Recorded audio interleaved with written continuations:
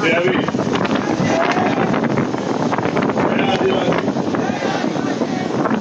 जय।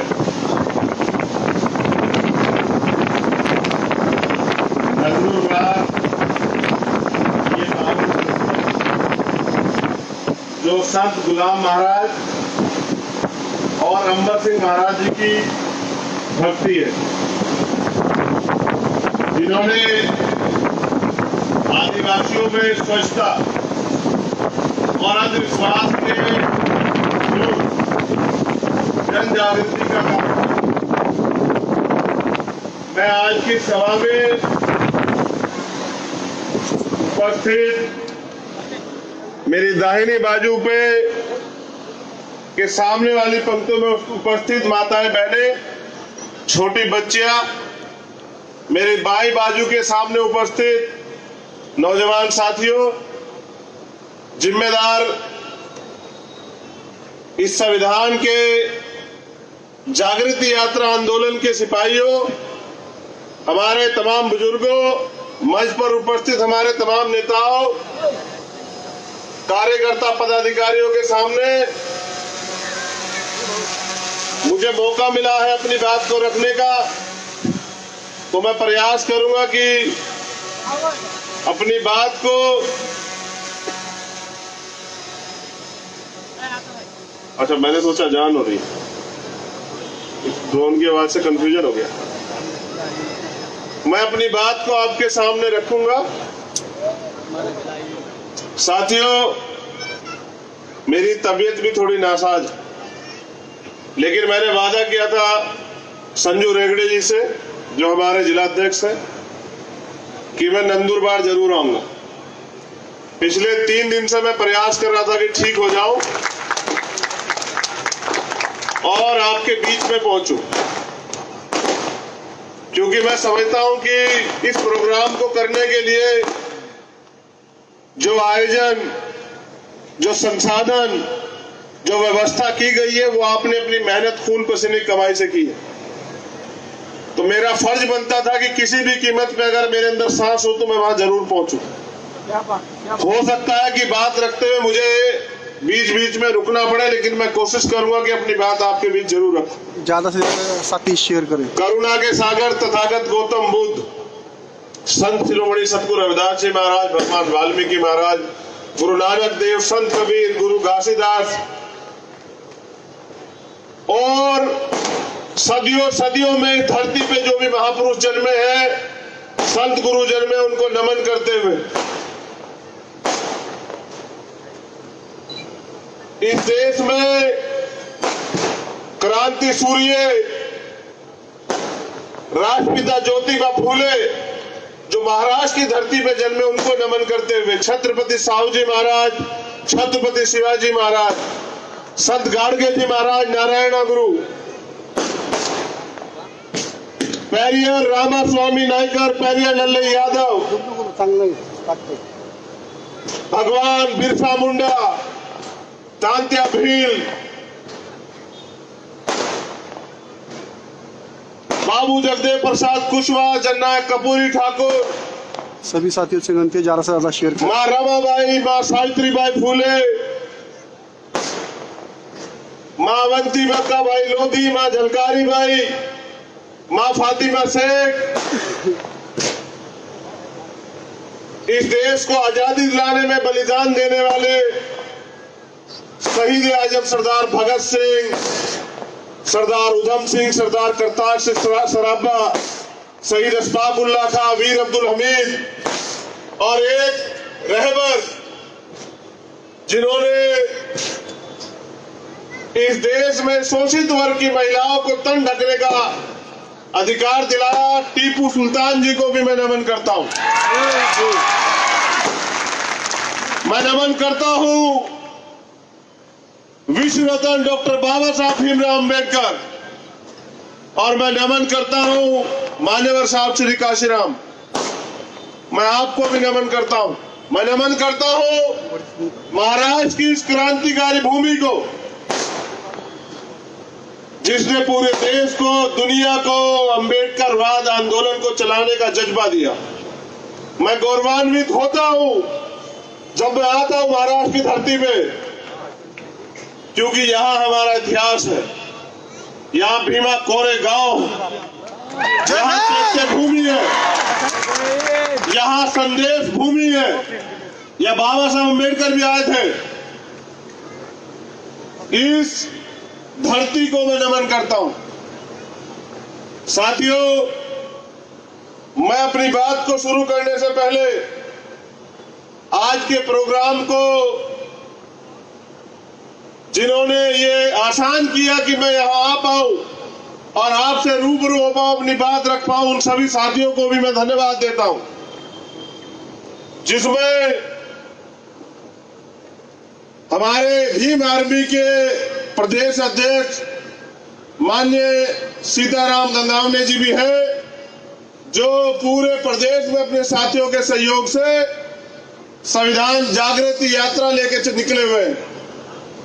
माननीय राजू झनके जी, हमारे भीम आर्मी के राष्ट्रीय महासचिव माननीय अशोक कांबले जी, महाराष्ट्र राज्य कार्याध्यक्ष माननीय सुनील गायकवाड़ जी, एक साथी जो हमारे बीच नहीं है अभी यहाँ, जिनके परिवार में कोई दिक्कत हुई है, माननीय सुनील थोराट जी, माननीय दीपक भालेराव जी, माननीय अविनाश गायकवाड़ जी, इस क्रांतिकारी जिले के जिलाध्यक्ष और मेरे छोटे भाई संजू भाव रगड़े जी, सैयद रईस अली अब्बास जी जो जिला उपाध्यक्ष है,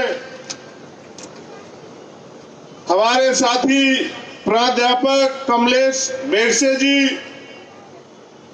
प्राध्यापक अमोल पगारे जी सर, रवि रगड़े जी, लोटन अन्ना पेडारकर जी, भैया साहब पीपले जी, मुन्ना येलगार जी, शशि खरताड़े जी, शरद पीपले जी, राहुल आगले जी, दिनेश नागरेली जी, शोएब शेख भाई, अविनाश पीपले जी, लक्ष्मण गवले जी, मोगेश भालेराव जी, दीपक जाधव जी, सोनू कापड़े जी, प्रमोद कामले जी, हरिश्चंद्र फणसे, राकेश गवले जी, विशाल गवले जी, गुलाब पान पाटिल साहब, राहुल ब्राह्मणे साहब, सुनील गवले जी, मनोज कुंवर जी और पंकज वसावे जी। बहुत लंबी लिस्ट, इतने नाम शायद हमने जिंदगी में कभी लिए। उसके साथ यहां उपस्थित हमारे आजाद समाज पार्टी के कर्मठ जुझारू प्रदेश अध्यक्ष भाई राहुल प्रधान जी, मनीष बाबू साटे जी, अमोल जी, अभिजीत जी, क्रांति मोहन जी, और कोई छूट गया हो तो वो मुझ में ही अपने आप को जांच ले, निराश ना हो, बुरा ना माने। जय भीम।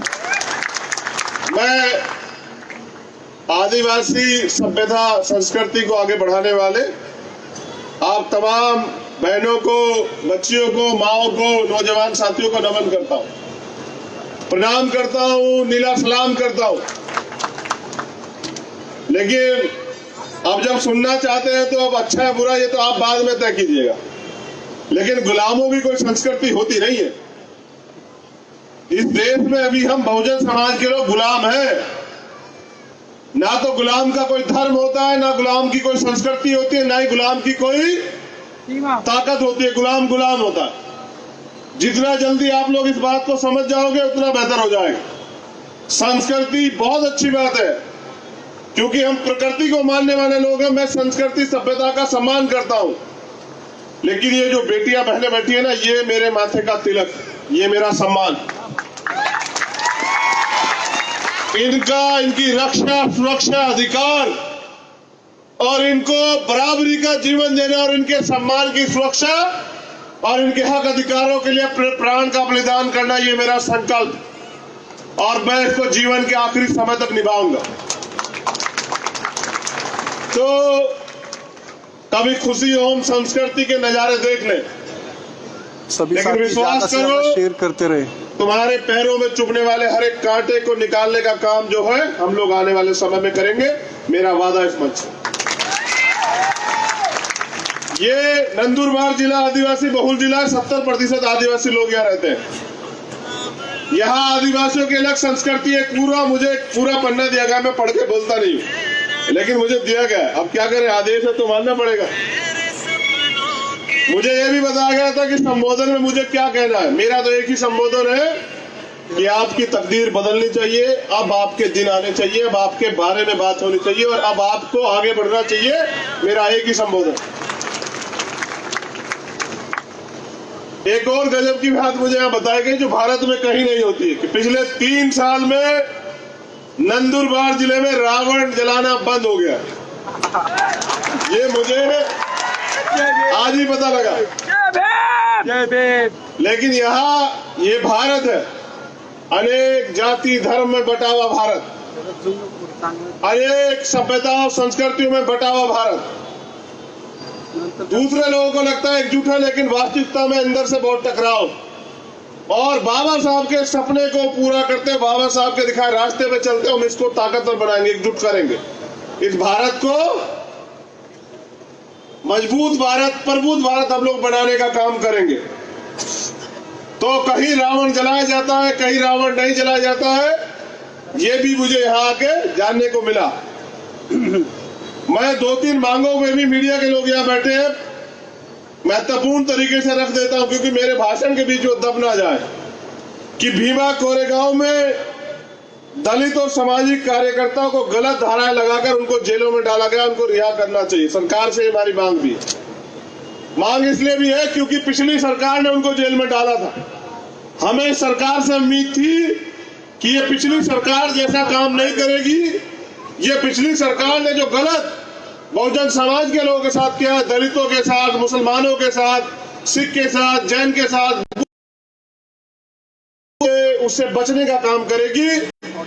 लेकिन एक लंबी समय तक सरकार चलते हो गए, अभी तक जो है वो लोग जेलों में है और एक बहुत सीनियर मिशनरी साथी की तो जेल में जान भी चली गई थी, स्वामी जी की। तो मुझे तकलीफ है उनकी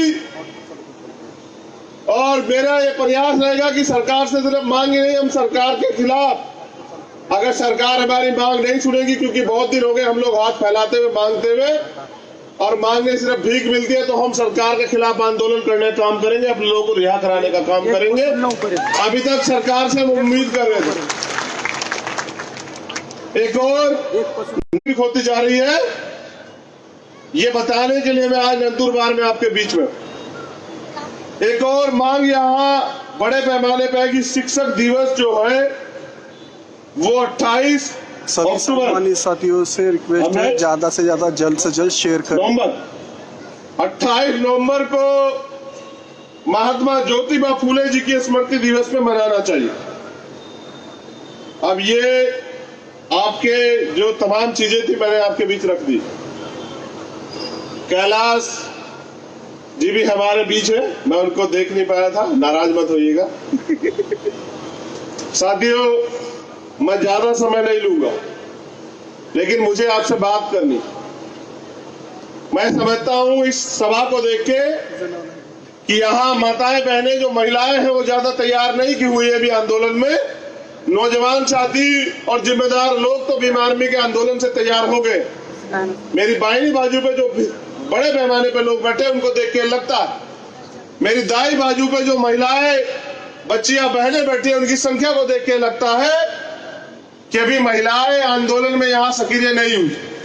हमारा प्रयास ये रहेगा कि हम देश की आधी आबादी को बड़े पैमाने पे आंदोलन से जोड़े, क्योंकि बाबा साहब अम्बेडकर ने कहा है कि मैं किसी भी देश की प्रगति को उस देश, उस राज्य, उस समाज में रहने वाली महिलाओं की प्रगति को पैमाने के आधार पर मानता हूं कि जितना विकास उस समाज में रहने वाली, प्रदेश में रहने वाली, देश में रहने वाली महिलाओं का हुआ है, उतना ही विकास उस समाज, उस प्रदेश, उस देश का हुआ है। तो महिलाओं की कम संख्या बता रही है कि महिलाओं को ज्यादा बड़े पैमाने पर यहाँ नेतृत्व नहीं दिया गया है। मैं यहाँ की टीम से निवेदन करूंगा कि वो महिलाओं को, बहनों को भी बराबर की हिस्सेदारी दे और उनको भी संगठन में मजबूती से काम करने का मौका दे। ज्यादा से ज्यादा शेयर करें। जैसे कि मैं समझता हूँ, वीडियो शेयर करा लवकर, कि आंदोलन जब तक घर तक नहीं जाएगा, महिलाओं तक नहीं जाएगा, बेटियों तक नहीं जाएगा, क्योंकि बेटियां 3 पीढ़ियों को सुधारने का काम करती है, मुझे लगता है तब तक आंदोलन सफल नहीं होगा। अभी पगारे जी कह रहे थे कि हम आपको संविधान सौंप रहे हैं, संविधान की रक्षा करनी है। मैं भी इस मंच से कह रहा हूं, और ये शाम का समय है, कुदरत को हाजिर नाजिर समझ के कह रहा हूं, मान के कह रहा हूं, और बाबा साहब अम्बेडकर का बेटा होने के नाते कह रहा हूं कि वो दिन इस दुनिया में नहीं आएगा जब भारतीय संविधान को खतरा हो जाए। मेरी बात को आप याद रखें।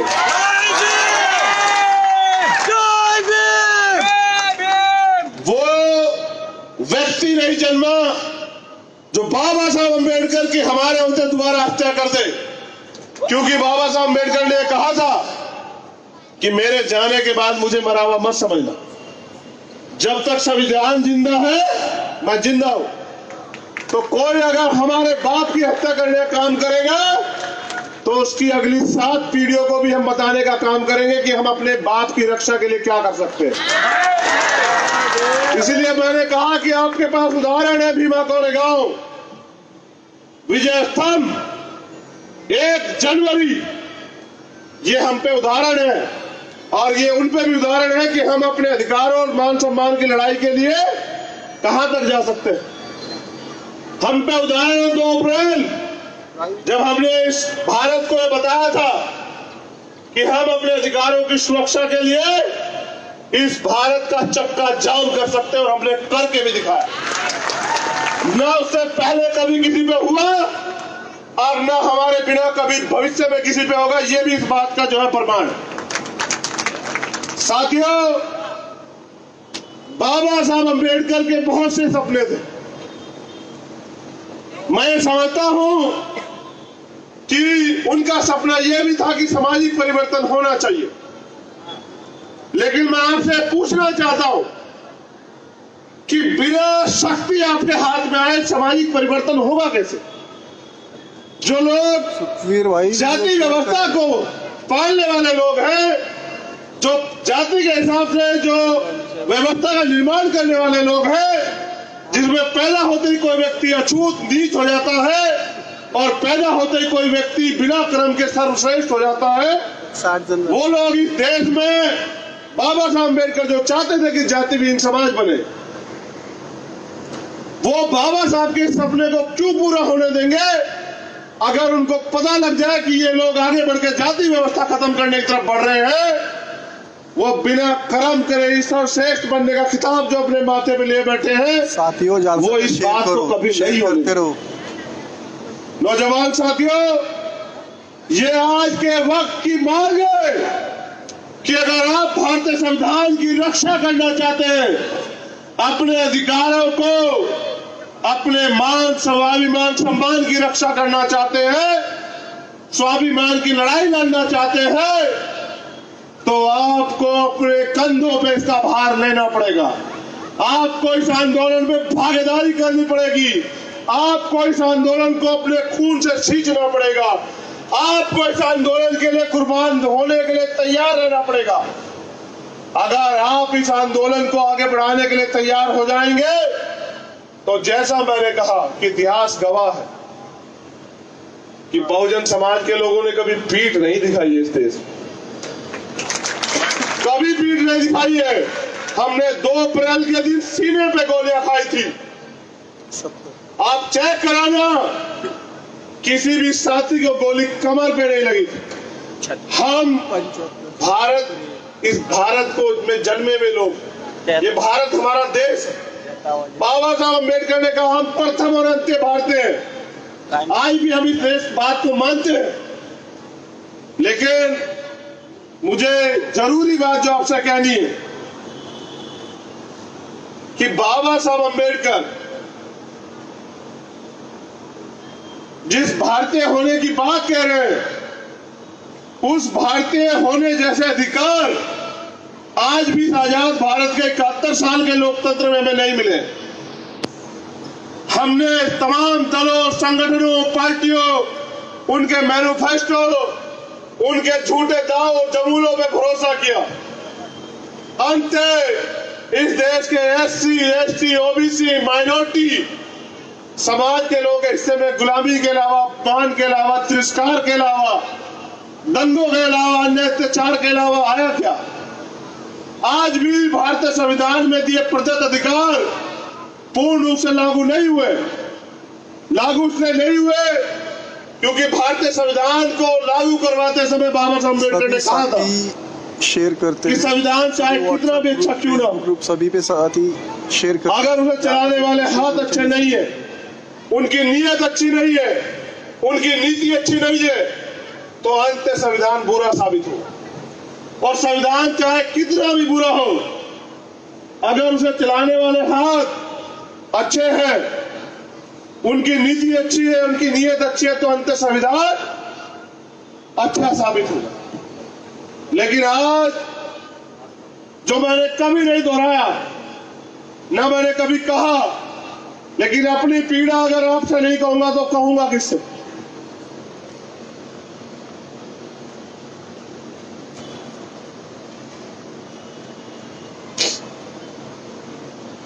अगर मैं आपसे नहीं कहूंगा तो कहूंगा किससे?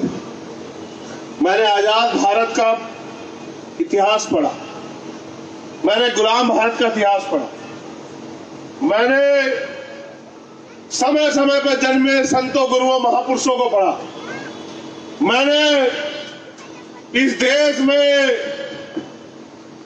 जल जंगल की लड़ाई लड़ने वाले अपने आदिवासी वीरों को पढ़ा। दया भाऊ शेयर करा वीडियो जास्तीत जास्त। और मैंने तमाम नेताओं को भी सुना, और वो हमेशा ये बोलते रहते हैं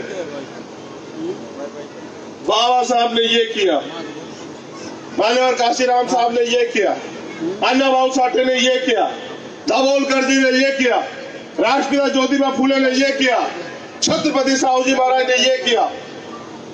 लेकिन अब लड़ाई बदल चुकी। क्या उनमें से कोई वापस आने वाला है?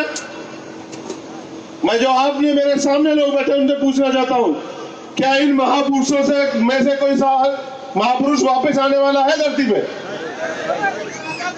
कोई एक शख्स यह नहीं कहता कि जो बाबा साहब अधूरा छोड़ के गए, उस इतिहास को आगे बढ़ाने का काम, उस इतिहास को लिखने का काम हम लोग करेंगे।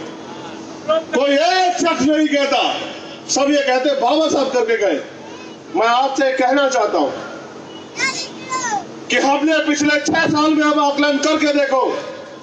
मैं एक उत्तर प्रदेश के एक छोटे से जिले से, उस जिले के एक छोटे से गांव से, उस गांव में जन्मा एक प्राइमरी स्कूल के हेडमास्टर का बेटा, मैं पूरी विश्वास और जिम्मेदारी से आपसे कह रहा हूं कि पिछले 6 साल में अगर इस देश में बहुजन समाज का कोई सबसे बड़ा संगठन है तो वो भीम आर्मी ने किया। हमने पिछले 6 साल में,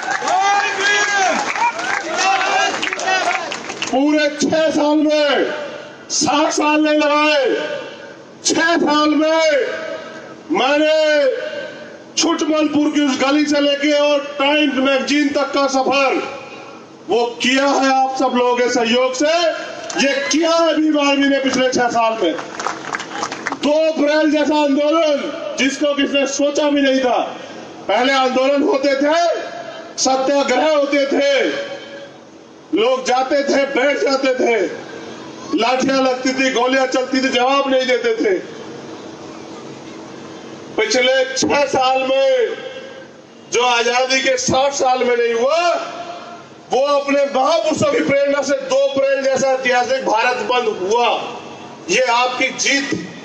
सत्ता में बैठे लोगों को आपने एहसास कराया कि अब ये अपने अधिकारों को छीनने नहीं देंगे। अश्विन भाऊ तावड़े वीडियो शेयर कर। पिछले 6 साल का कार्यकाल आपको बता रहा हूं। एक तरफ सरकार और तमाम तरह के लोग, एक तरफ भीम आर्मी। उसके बाद 23 फरवरी को जब दोबारा से प्रमोशन में रिजर्वेशन और सीएनपीआर एनआरसी को लेकर भारत बंद हुआ, जहां गृह मंत्री ये कहते थे कि एनपीआर एनआरसी तो होके रहेगा, सीएए तो होके रहेगा। ये महाराष्ट्र की धरती है। मैं आया था पुणे, मैं आया था मुंबई, मैं आया था अमरावती, मैं आया था औरंगाबाद, और मैंने कहा था कि तुम्हारी माँ ने दूध पिलाया तो करके दिखाओ, लागू हम भी देखेंगे।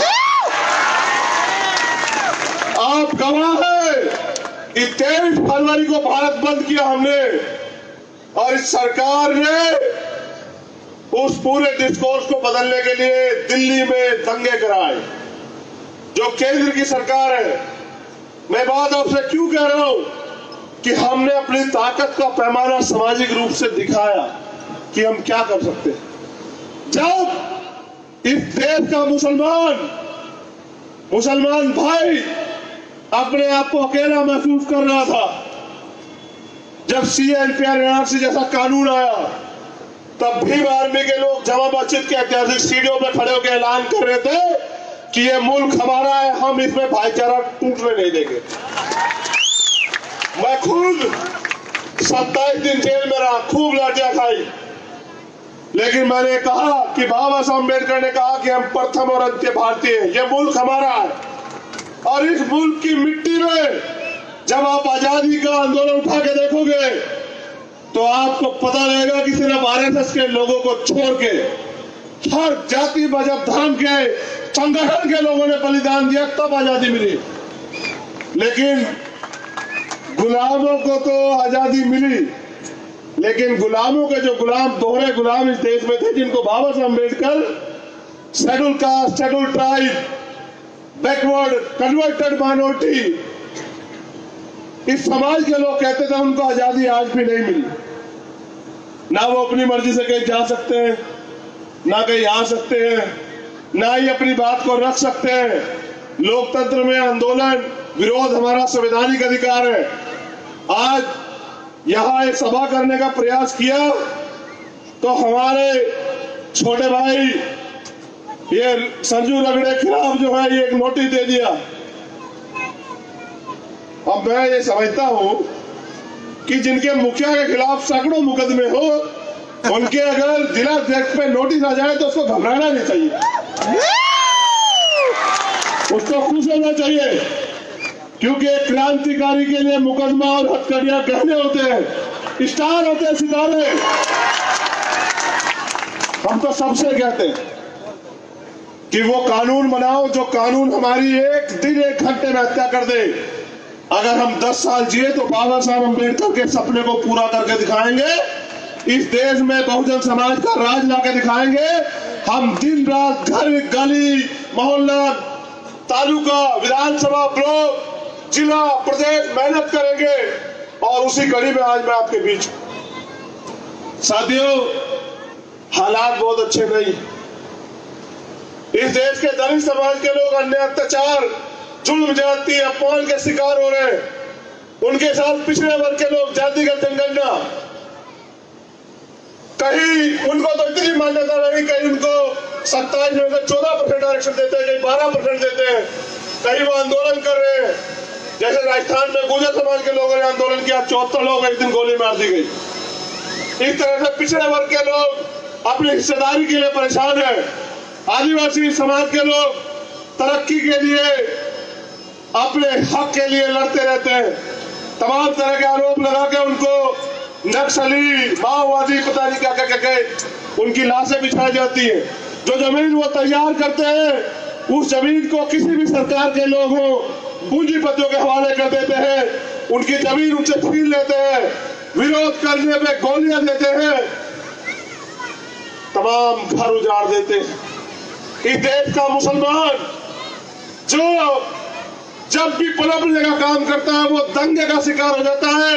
क्या तो दंगे करा दिए जाते हैं या दंगे हो जाते हैं साजिश के थ्रू। जो थोड़ा बहुत वो आगे बढ़ पाता है, जो थोड़ा बहुत रंग उस पर चढ़ पाता है, वो अपनी आर्थिक स्थिति को बदल के अपने बच्चों को पढ़ाने की तरफ बढ़ता है।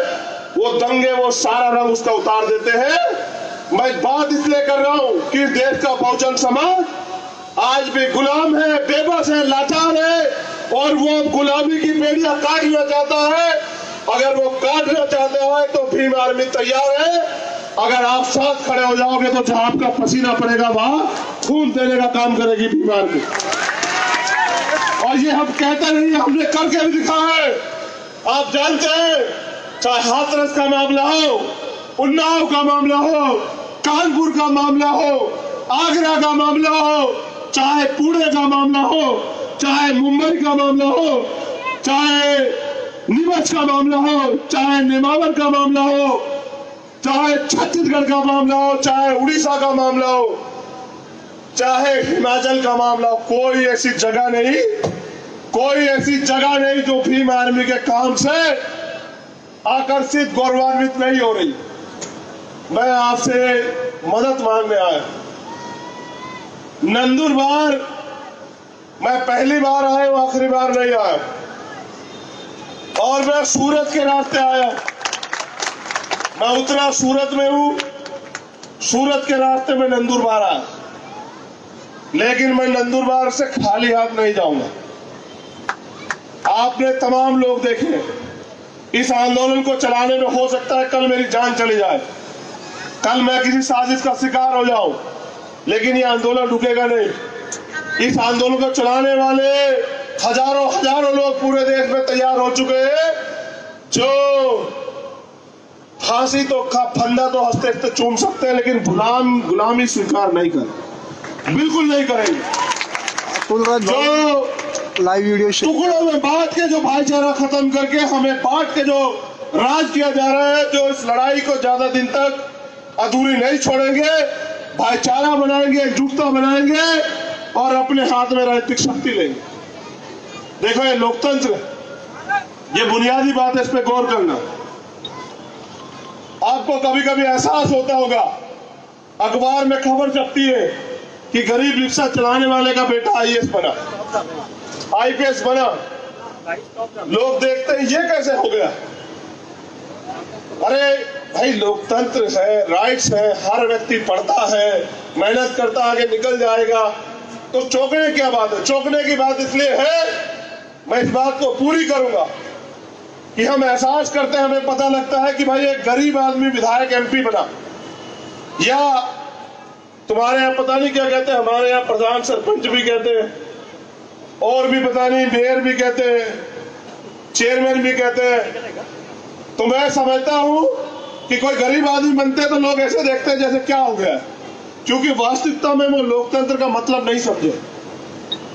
वन वोट वन वैल्यू, चाहे राष्ट्रपति की हो, प्रधानमंत्री की हो, एक आदिवासी की हो, मजदूर की हो, किसान की हो, सफाई कर्मचारी की हो, किसी की हो।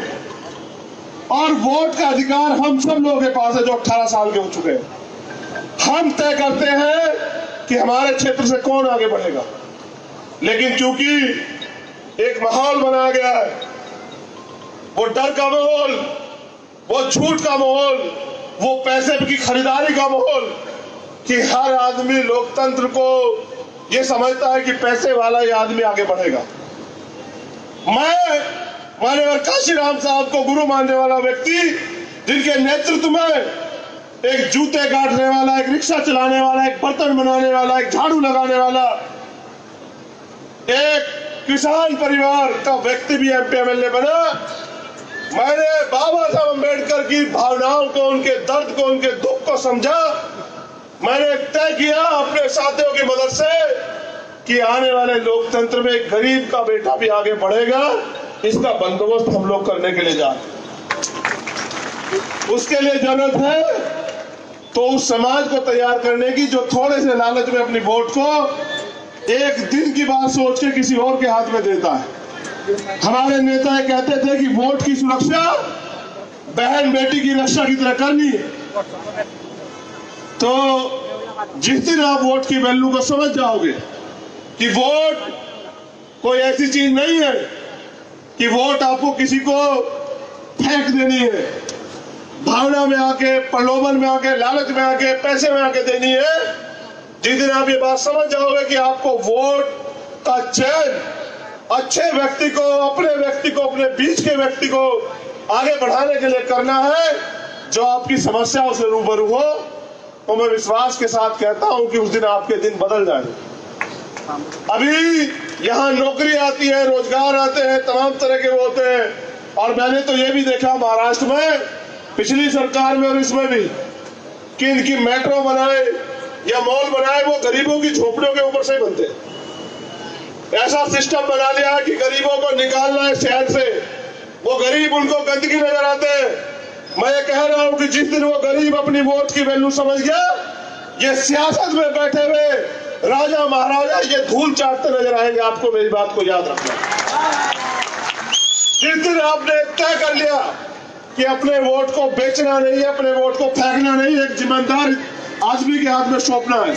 जिसने आपने तय कर लिया कि वोट अगले 5 साल का मेरे प्रदेश का, देश का, मेरे समाज का भविष्य तय करेगी, जिस दिन आपने तय कर लिया, मैं विश्वास के साथ कहता हूं कि तमाम लोग आपके मान सम्मान में 4 चांद लगा देंगे। लेकिन ये भी समझो, जिस भारतीय संविधान की वजह से आज मैं यहां खड़ा बोल रहा हूं ना, सोचो, जबकि होने तो नहीं देंगे। अगर वो संविधान ना रहे, आपके पास अधिकार ना रहे, एक ही अधिकार की बात करते हैं कि वोट का अधिकार चला जाए, कोई आपके गली मोहल्ले में आएगा क्या? कोई आपको सम्मान करेगा क्या? नहीं। कोई आपकी बात करेगा क्या? नहीं। दिखावे को भी नहीं करेगा। अगर एक और अधिकार आपसे एजुकेशन का अधिकार छीन लिया जाए, 50 साल आपकी पीढ़ी जैसे हजारों साल गुलाम बना के रखा गया, जिसको मुक्ति दिलाई बाबा साहब अम्बेडकर ने, अगर वो शिक्षा का अधिकार आपसे छीन लिया जाए, कोई बहन बेटी IAS IPS बनेगी क्या? डॉक्टर इंजीनियर बनेगी क्या? प्रधान सरपंच बनेगी क्या? कोई भाई doctor engineer clerk IAS IPS IAFS IRS कुछ बनेगा क्या भाई? ये सारी चीजें संविधान से, जितना जल्दी अपना व्यक्तिगत हित छोड़ के आप दुश्मन की ताकत, दुश्मन के संकेत को समझ के भाईचारा बना के बहुजन समाज के लोग, SC ST OBC माइनॉरिटी के लोग एकजुट हो जाते हैं और अपनी लड़ाई को अपने कंधों पे लड़ते हो, उसी दिन दुश्मन सतर्क होकर आपके अधिकारों के खिलाफ जो साजिशें हो रही है उसको बंद कर देगा। मैं पूरी मुस्लिम समाज के जिम्मेदार लोग बैठे हुए, मैं पूरी जिम्मेदारी से कह रहा हूँ, आप ये भाईचारा बहुजन समाज के लोग सब बना के देखो। ये जो रोज आपको डर लगा रहता है ना कि मुल्क से कब आपके खिलाफ ऐसा कानून ना बन जाए कि आपको जाना पड़ जाए, एक दिन में अगर आपका ये डर खत्म ना कर दिया तो राजनीति करना छोड़ दे। एक दिन में ये 85% बहुजन समाज जो अपनी ताकत के दम पे हुक्मरान बन सकता है, मालिक बन सकता है, जिस दिन वो अपनी शक्ति के प्रति सचेत हो गया तो आने वाला कल आपका है। बाबा साहब अम्बेडकर ने कहा था, मेरे याद है कि 21वीं सदी आपकी। मुझे विश्वास है कि बाबा साहब अम्बेडकर झूठे नहीं हो सकते और बाबा साहब की बात को पूरा करने के लिए जो कुर्बानी देनी पड़ेगी वो भीम आर्मी और आजाद समाज पार्टी के लोग देंगे, उसके लिए हम तैयार। ये लड़ाई सेवक और शासक के बीच है। अगर सेवक ने अपनी ताकत को पहचाना तो मैं लिख के देता हूं कि वो आने वाले कल में शासक बन जाएगा, और जब कानून बनाने की ताकत आपके हाथ में होगी, फिर किसी गरीब आदिवासी की झोपड़ी को कोई जला देगा क्या? कोई किसी कमजोर शोषित को घोड़ी से उतार देगा क्या? कोई दंगा फसाद करा देगा क्या? कोई आपके आरक्षण हक अधिकार को छीन लेगा क्या? कोई आपको जाति धर्म के नाम पे अपमानित कर देगा क्या? जिस दिन उन्हें एहसास हो गया, क्योंकि जब बाबा साहब अम्बेडकर ने मनुस्मृति जलाई, मैं याद दिला रहा हूं आपको, तो चर्चा तो तब भी हुई होगी। बाबा साहब के खिलाफ कोर्ट क्यों नहीं गए वो? क्योंकि बाबा साहब ज्ञान का सूर्य थे। आज मैं यहाँ बोल रहा हूँ तो ज्ञान के भरोसे बोल रहा हूँ, क्योंकि बाबा साहब अम्बेडकर ने कहा कि शिक्षा श्रेणी का वो दूध है जो पिएगा वो दहाड़ेगा। इसलिए नहीं जलाई, इसलिए नहीं उनके खिलाफ गए कोर्ट कि जब चर्चा हुई तो लोगों ने, उन जिम्मेदार लोगों ने जो अपने आप को बहुत बड़े मालिक समझते थे, उन्होंने कहा कि डॉक्टर अम्बेडकर ज्ञान का सूर्य है। अभी तो एक को जलाया, अगर इनके खिलाफ कोर्ट गए तो सबको गलत साबित करके सबको जला देगा। फिर देख लेना, एक अकेले बाबा साहब अम्बेडकर इस देश को, इस देश के शोषित वंचित समाज को जानवर से इंसान बना के चले गए।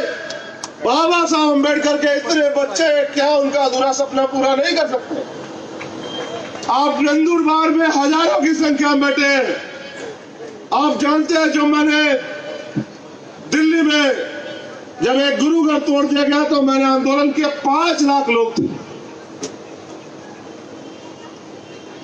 अगर शासक, हुक्मरान, बादशाह अपने आप को ताकतवर समझ रहा है तो मैं बता दूं, ये लोकतंत्र है, सत्ता आती जाती रहती है। आज आपके पास है, कल हमारे पास होगी। हम बदले की भावना से काम नहीं करेंगे, बदलाव की भावना से काम करेंगे। मैं ये भी बता दूं कि किसानों ने अपनी लड़ाई 700 साढ़े 700 कुर्बानियां देके तानाशाह को झुकाकर जीती। एक तानाशाह के तानाशाही युग का अंत हुआ, उसको झुकना पड़ा। ये लोकतंत्र, ये दिया है बाबा साहब अम्बेडकर ने, ये मिला है हमें, ये संविधान है जिसके आगे एक तानाशाह, जिसकी पूर्ण बहुमत की सरकार है, जिसके दबाव में इस देश का पूरा सिस्टम है, चाहे वो न्यायपालिका हो, चाहे वो कार्यपालिका हो, चाहे वो व्यवस्थिका हो, चाहे वो मीडिया हो, उस तानाशाह को भी झुकना पड़ा। ये ताकत है भारतीय संविधान की। लेकिन आपने देखा कि 1 साल से वो लोग अपने अधिकारों के लिए संघर्ष कर रहे थे। ऐसे संघर्ष की भावना आपको अपने अंदर डालनी पड़ेगी। जितने संघर्ष की भावना इस टूटे फूटे गिराए गए शोषित वंचित समाज में जाग गई, वो दिन ऐतिहासिक होगा और वो दिन इस देश में एक नई क्रांति को जन्म देगा, जिसको हम नीली क्रांति कहते हैं। जिस दिन वो सवेरा आएगा, उस दिन के बाद आप अपने आप को ताकतवर महसूस करेंगे। मैं इन्हीं शब्दों के साथ अपनी वाणी को विराम देता हूं। आप अंधेरे में भी मुझे सुनने के लिए आप बैठे हुए नौजवान साथियों, बुजुर्गों, मेरे सह उम्र के साथियों, नौजवान बच्चों, आपको तो धन्यवाद देता हूं, शुक्रिया अदा करता हूं, लेकिन शुक्रिया अदा इस मातृशक्ति का भी करता हूं, अपनी बच्चों का भी करता हूं, अपनी बहनों का भी करता हूं, माओ का भी करता हूं, और ये विश्वास दिलाता हूं कि आप एजुकेशन के काम को, बाबा साहब के नारों को आगे बढ़ाते रहिए, आप पढ़ते रहिए। इस देश में शोषित समाज के लोग, सताए गए लोग अपनी मेहनत के बलबूते इस देश की सत्ता में काबिज होने के लिए 10 साल का टारगेट लेके निकले हैं।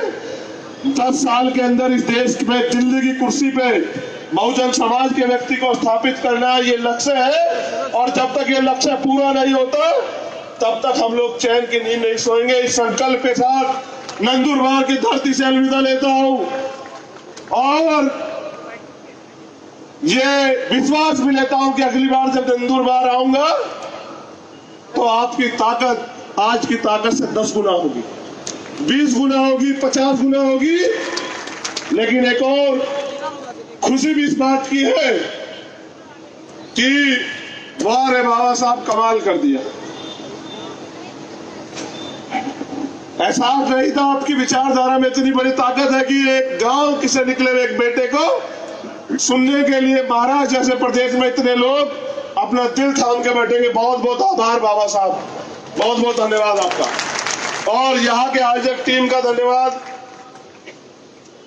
छोटे भाई संजू रेगड़े और उनके साथियों का धन्यवाद, जिन्होंने एक एक रुपया देके इस आंदोलन को, इस प्रोग्राम को सफल बनाने का कार्य किया। उनको दिल की गहराई से धन्यवाद। बस एक निवेदन,